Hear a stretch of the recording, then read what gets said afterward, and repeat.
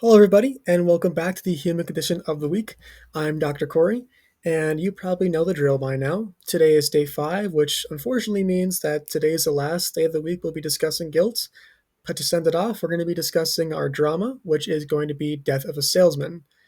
Death of a Salesman is a play centered around Willie Loman, an aging father and salesman who is struggling to stay relevant and successful in his line of work. His story is one of societal and excessive guilt. He experiences societal guilt from the norms and expectations that he perceives are around him, and he lets this guilt compact on itself every day, ultimately leading to his untimely demise. Rather than telling you all his story myself, with the help of our local paranormal experts, I've actually made contact with Willie Loman's ghost, and I've invited him to tell you all his story. Willie, Willie, are you there? Who dares disturb the ghost of Willie Loman? Oh, wait, it's you, Dr. Corey. Yep. I'm here. Perfect. So why don't you tell us a little bit about your guilt?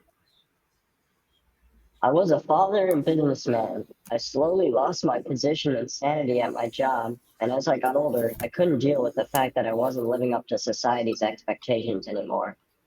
I felt pressured by what I saw in Dave Singleman. After seeing him, I realized that selling was the greatest career a man could want. Because what could be more satisfying than to go at the age of 84 into 20 or 30 different cities and pick up a phone and be remembered and loved by so many different people? I felt that I had to be a salesman and pressured to keep being one by what I had perceived to be society's expectations. Even as things stopped going in my favor, instead, sales started falling short. When I died, I heard that damn brat Biff speak from beyond my grave. There were a lot of nice days.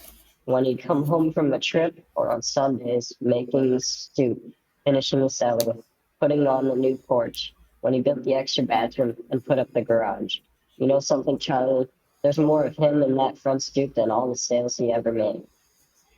I continued to work my job out of guilt and fear of the shame that would come with leaving that position from my family and community. I feared that people would look down on me if I quit, since it's a job of higher status.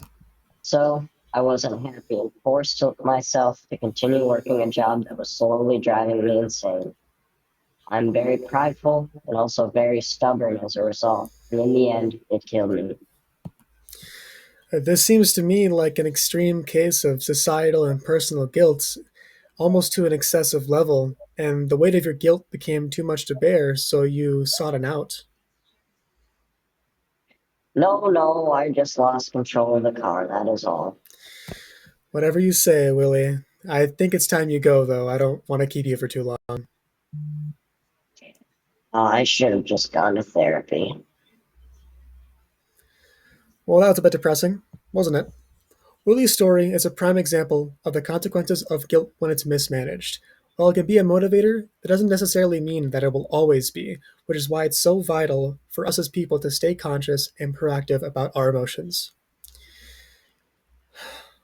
Well, everyone, thank you very much for watching through every video this week. Tomorrow, I'll be posting one final video titled Our Week in Review. Goodbye.